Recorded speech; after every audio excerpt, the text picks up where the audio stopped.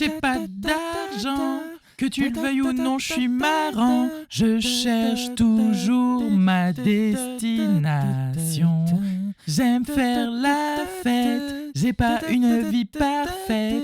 Tout ce que j'offre, c'est d'être honnête. Hey, marche dans mes pas, danser, fais vite ton choix. Si tu veux passer le mois d'août avec moi. Il est 11h28, je commence tardivement le dernier vlog d'août. Et je peux vous dire d'avance que ça sera probablement pas le vlog le plus intéressant de tous les vlogs d'août. Je suis rentré chez moi hier à 3h du matin avec une petite casquette. J'ai fait la fête. Vous avez dû voir des images dans le vlog d'hier. Et du coup ce matin j'ai pas fait grand chose, je dois vous le dire. Je dois être à ma 4e ricorée. J'ai fumé beaucoup trop de cigarettes. Et il fait déjà chaud. Mais j'ai profité de ma dernière soirée de vacances hier. Et ça, j'avoue que c'est cool. J'ai passé un très bon moment. On n'était que deux avec ma copine Charlotte. On était tous les deux. On a été boire un coup dans notre troquet préféré. Ensuite, on a été danser dans un bar auquel on ne va plus depuis quelques années parce qu'on n'est pas forcément fan des gens qui le fréquentent. C'est très bobo, élitiste, bourgeois. Et du coup, on y est quand même allé parce qu'on était un peu bourrés. Et on a passé un très bon moment malgré tout. Le seul problème, c'est que le bar où on était n'est pas un bar à bière. Nous, on est plutôt des gueules à bière. On boit de la bière. On aime bien le champagne aussi. Donc, on est allé dans un bar à champagne et vin. Mais vu qu'on avait commencé à la bière, on voulait rester à la bière. Il n'y en avait pas. Donc, on s'est mis au gin tonic. Et là, c'est le début des problèmes en fait. Quand tu commences à boire de l'efferalgan alcoolisé, parce que je trouve toujours, même si j'aime bien ça, que le gin tonic a un goût d'efferalgan effervescent, ou de Doliprane, non, le Doliprane effervescent ça n'existe pas, d'efferalgan alcoolisé. Et bah là tu sais que tu vas passer une bonne soirée, mais tu risques de t'en rappeler le lendemain, ou en tout cas d'avoir des stigmates de la soirée. C'est un peu le cas.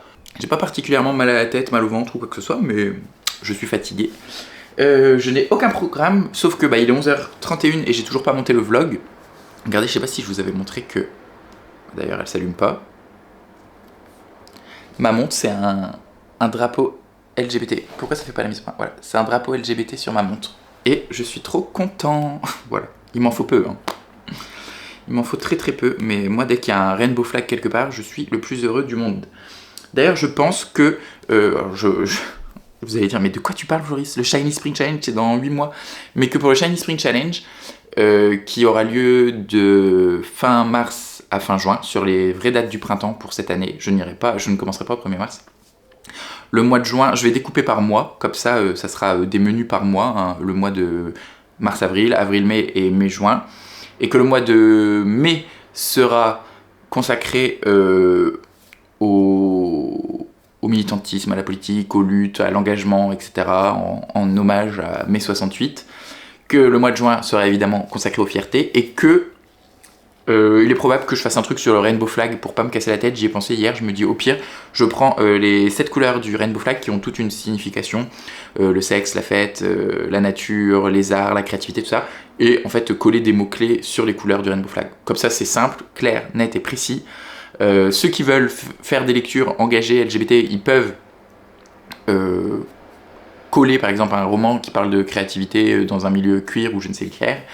Et ceux qui n'ont pas envie de lire par exemple des livres sur les thématiques LGBT, c'est des mots-clés qui peuvent, par exemple la créativité, ça peut être un truc qui n'est pas du tout queer. Donc voilà, j'ai déjà des idées pour le mois de juin de l'année prochaine, alors qu'on est le 1er septembre aujourd'hui.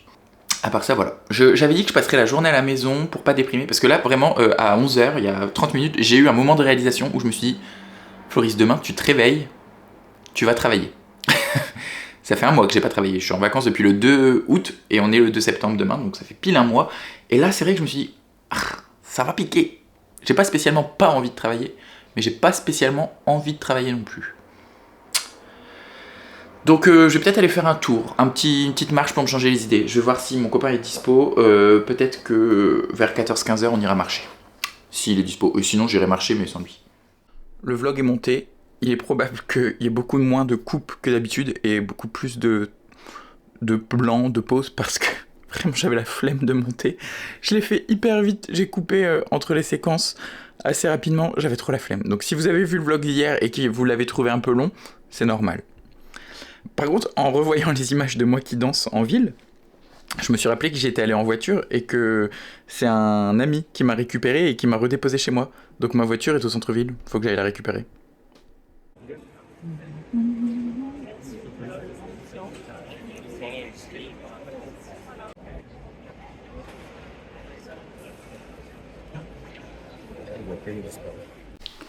Pouh, il fait une chaleur de pute. Je viens de rentrer. Je suis allé faire un petit tour au puce de Reims avec 2 copains qui habitent dans mon quartier. Du coup, on y est allés tous les 3. Il fait très chaud, c'est une horreur. J'ai hâte de couper ce plan. Mais il faut que je vous parle d'un roman. Merde, il est où? Il est dans ma chambre. J'arrive. J'ai rien trouvé au puce. En même temps, j'ai pas vraiment regardé. J'étais avec un couple d'amis. Il y en avait un des deux qui a fait le tour des étals. Et nous, on s'est posé au bar pour boire un petit verre. J'ai lu et plutôt bien aimé Salon de beauté de Mario Bellatin, publié aux éditions Stock dans la collection La Cosmopolite, qui est leur collection de domaines étrangers. C'est un roman de 2000 qui a été en lice pour le prix Médicis étranger, le 2 novembre 2000. Et donc, qui a été adapté en BD par Quentin Zution, je vous l'ai déjà dit plusieurs fois. J'ai vraiment bien aimé cette lecture. Ce qui est intéressant, c'est que c'est vraiment une tonalité et une posture très différente. Enfin, assez différente de ce que propose Quentin, que ce que propose Quentin Zution. C'est beaucoup plus axé sur la mort, vraiment le mot mouroir, parce que son salon de beauté devient un mouroir, et répété à outrance très très très régulièrement. Il parle beaucoup de toutes les règles qu'il a instaurées, donc pas de femme dans le mouroir, pas de prière dans le mouroir, interdiction de faire venir des gens de la famille. En fait, les gens viennent ici vraiment pour mourir. C'est un lieu où si même tu es au début du stade, enfin au premier stade de ta maladie, tu n'as pas le droit de venir, tu viens juste ici pour mourir. Il ouvre vraiment son salon de beauté que pour la mort. Donc c'est beaucoup plus sombre. Les passages où ça parle un peu de sexe, de sauna, tout ça, c'est très cru. Et je pense que c'est le sentiment que ça me donne aussi parce que c'est véhiculé par des mots et non pas par des images comme Quentin Zution le fait dans la BD. En fait, peut-être que les images sont plus belles, plus poétiques, plus douces que les mots de Mario Bellatin. Donc j'ai un peu moins aimé que la BD. La BD, j'ai mis 5 étoiles, ce livre, j'en mets que 4. Parce que je sais pas quoi en fait. Non, c'est juste que c'est beaucoup plus court, en plus ça fait 82 pages. C'est plus axé sur la mort et sur la fin de vie, la maladie. C'est peut-être même un peu moins... Quentin Zution, quand il a fait la BD, il l'a actualisée. Il l'a rendue contemporaine, il a donné des traits au personnage. Là, on est sur un long monologue. En gros, Jeshua, dans la BD, le personnage principal, prend la parole comme un long monologue intérieur tout le long du texte. Il n'y a pas de dialogue, il n'y a rien, c'est vraiment un long monologue de 80 pages où il raconte comment il a transformé son salon de beauté avec des flashbacks. Il parle très très vite. Par exemple, l'histoire d'amour qu'il y a dans la BD est à peine abordée dans le roman. C'est une adaptation assez libre, mais j'ai quand même préféré ce qu'en a fait Quentin, même si l'œuvre originale est tout aussi bonne. Donc, mais c'est marrant de le lire là vraiment juste après en plus, hein, parce que j'ai lu la BD il y a 3 jours et là je lis le roman. Faire ce parallèle aussi vite, c'est très plaisant comme exercice, j'ai beaucoup aimé et je pense le refaire, peut-être faire des petites vidéos avec, par exemple, Momotte, ma petite Momotte, je te fais un bisou, vient de lire la BD La Route, adaptée du roman. Alors j'ai déjà lu le roman La Route, donc je pense pas le relire parce que ça avait pas été j'ai pas adoré le roman La Route. Donc, mais peut-être trouver des BD d'adapter, par exemple, Des souris et des hommes. Je sais qu'il y a une très belle adaptation BD de Des souris et des hommes, et j'ai jamais lu ce roman, donc je pourrais faire une vidéo où je lis le roman et la BD.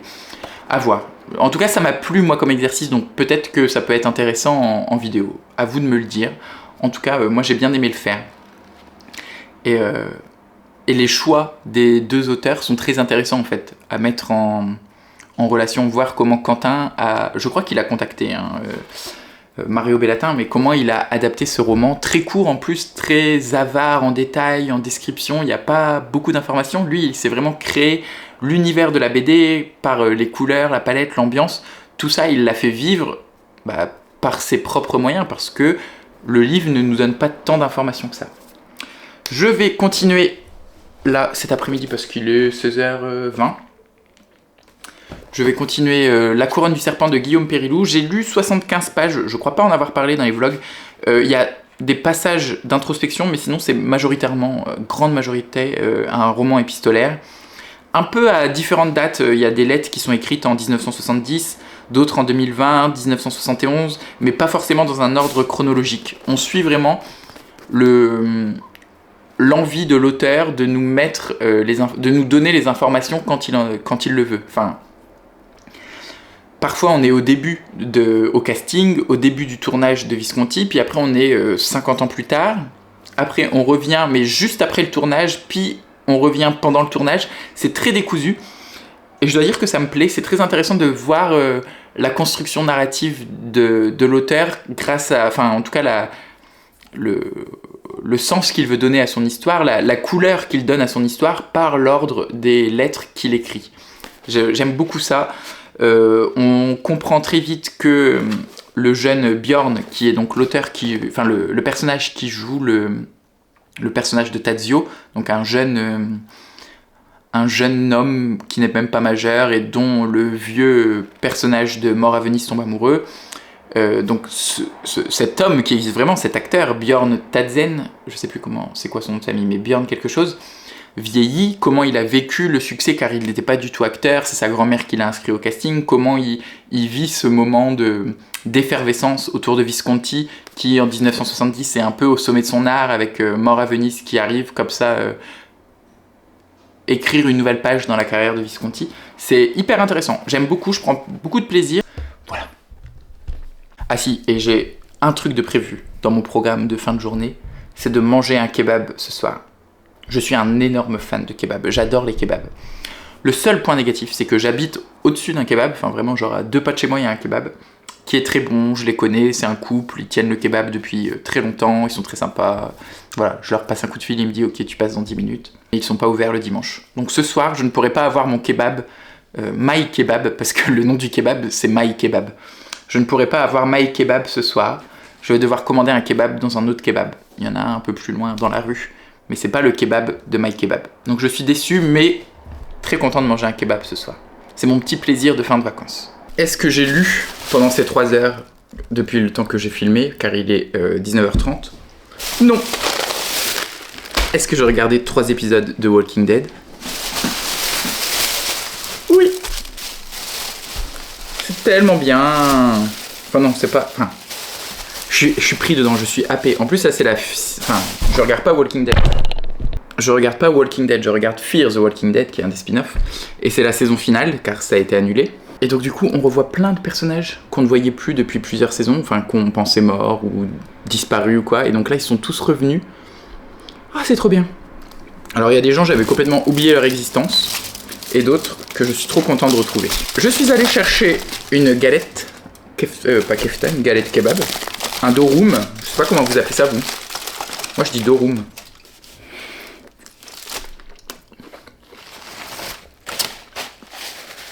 C'est le goût du bonheur. Ça me donne presque envie de retourner travailler parce que juste en face de mon boulot, je traverse la rue, il y a un kebab. Et là j'en avais pas mangé de toutes mes vacances. Et pour les kebabs, il n'y a pas de négociation.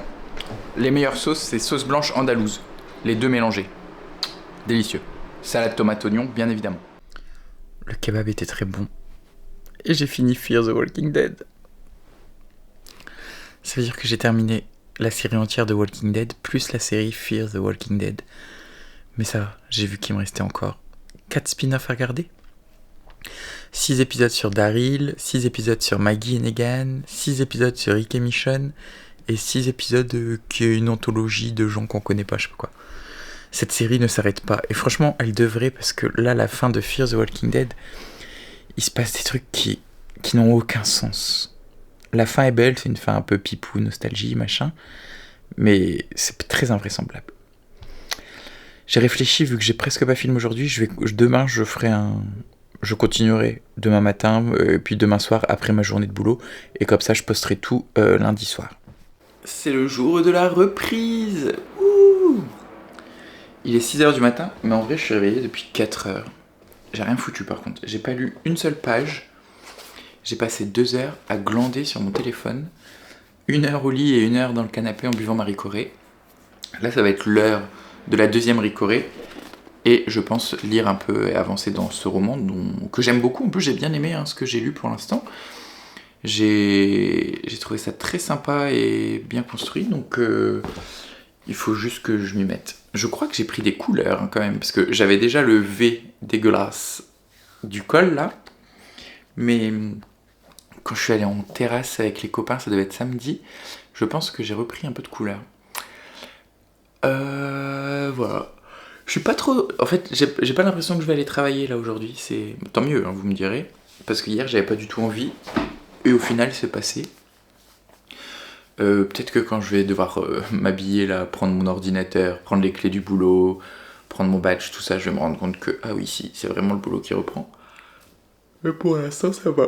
En plus, comme je l'avais dit, aujourd'hui, on n'est pas ouvert au public, c'est une journée pédagogique, on va être en réunion toute l'après-midi, enfin toute la journée, donc ça va être tranquille. Donc, on commence à 9h, mais je suis même pas sûr qu'on commence dès 9h, parce que... l'asso dans laquelle je bosse offre 1 heure aux parents les jours de la rentrée pour qu'ils puissent emmener leurs enfants à l'école. Donc du coup, peut-être que on commencera que vers 9h30, 10h, le temps que tout le monde dépose ses gosses à l'école. Je vais aller faire la ricorée et je vais lire un peu. J'espère que mon chef il a prévu les pains au chocolat et les croissants pour ce matin. Ça serait vraiment bien. Sinon, en arrivant, j'irai les chercher. J'ai envie de déjeuner des croissants et des pains au chocolat. Et toi, mon Prosper, ça y est, hein? Papa, il va repartir au travail. Mon doudou. Oui, mon cœur. Oh, tu ronronnes. Ça va te saouler. Fais coucou à la caméra. On voit que sa tête. Ah, faut que je le rebrosse. Il repère ses poils. Ça allait mieux, là, pendant le mois d'août. Puis depuis la fin du mois, là, depuis une semaine, il repère ses poils un peu partout. En juillet, c'était horrible, je passais l'aspirateur, vraiment, tous les 2 jours, il en avait... Il les perdait, genre, on pouvait pas le caresser sans avoir une poignée de poils dans la main.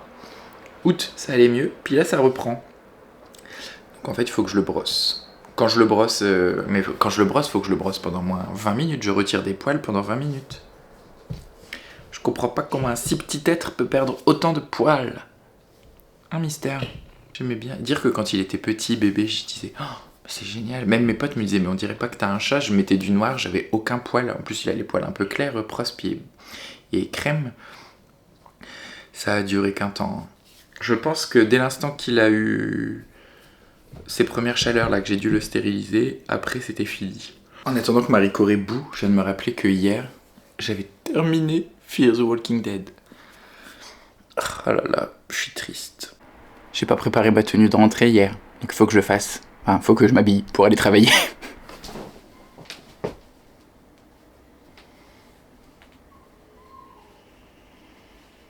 J'ai mis cette petite chemisette qui, elle non plus, n'est pas repassée. Ah putain, il y a un faux pli là dans le col. Fait chier. C'est pas grave. Et un pantalon comme ça. Est-ce qu'il me fait un petit boule? Ouais, la poche est mal mise.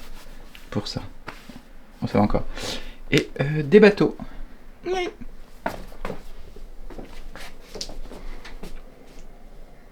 Il est 8h05, j'ai peur que si je pars maintenant là, parce que je me dis vu que je suis en avance, je pourrais aller au boulot un peu plus tôt, je vais me taper toutes les familles qui déposent leurs gosses à l'école, donc je vais attendre 8h30, 35 pour partir.